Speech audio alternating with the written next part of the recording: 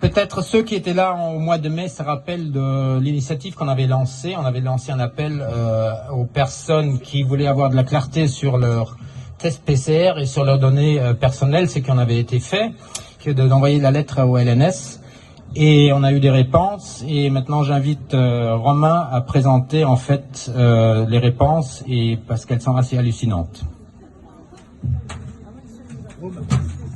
Donc bonsoir. Donc effectivement, comme vous le savez, en février cette année, le LNS publiait un communiqué de presse dans lequel il se vantait avoir 37 000 échantillons de Covid positifs, de gens qui avaient été détectés positifs, et qui mettaient ça à disposition d'un biohub de l'OMS pour des fins commerciales et non commerciales. Donc à ce moment-là, en mai, on vous a lancé un appel en disant « Nous avons fait une lettre type, utilisez cette lettre type s'il vous plaît et demandez au LNS ce qu'il en est de votre échantillon Covid positif. Est-ce qu'ils l'ont eu?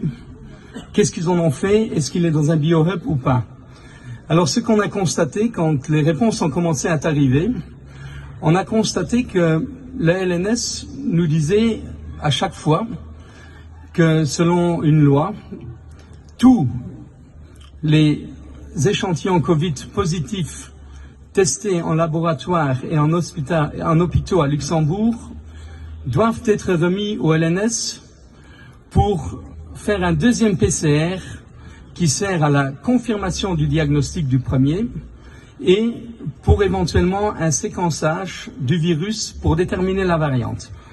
Ça, on l'a reçu dans toutes vos réponses, dans toutes les lettres que vous nous avez retransmises. Ce qu'on a constaté, c'est que énormément de ces tests PCR de confirmation du diagnostic étaient négatifs. Alors, pour faire tout simple, il y avait 15% de positifs. 15%. Ça corrobore plus ou moins avec les 37 000 que le LNS avait à un moment où le ministère de la Santé nous déclarait 168 000 cas, ce qui faisait 22% de positifs, et donc 78%, 78% pour les Belges, de pas positifs. Alors, on a eu en tout et pour tout 59 réponses, ce qui n'est pas énorme, mais c'est pas mal. On a eu 59 réponses sur lesquelles 44 étaient négatives, ça représente 75%.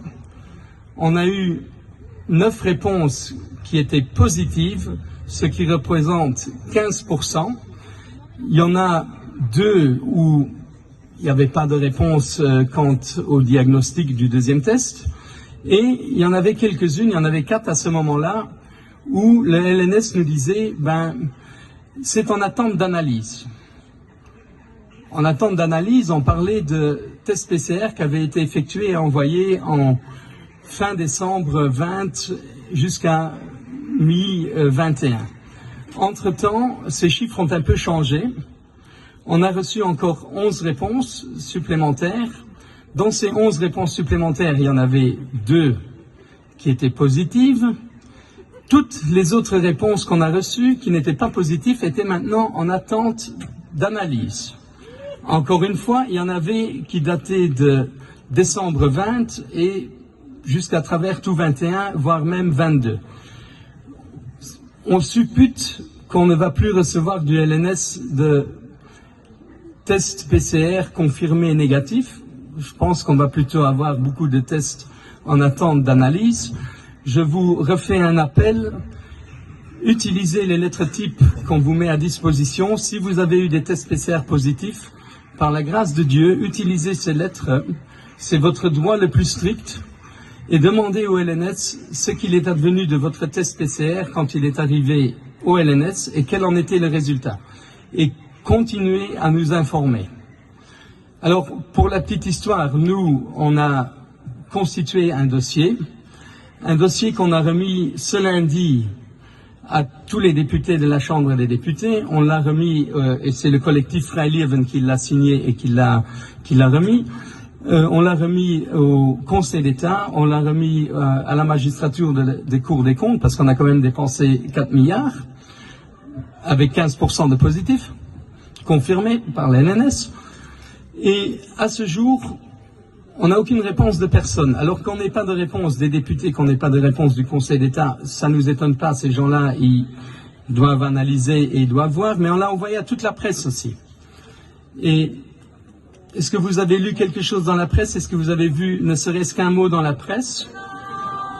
Donc, et c'est sur ça que je vais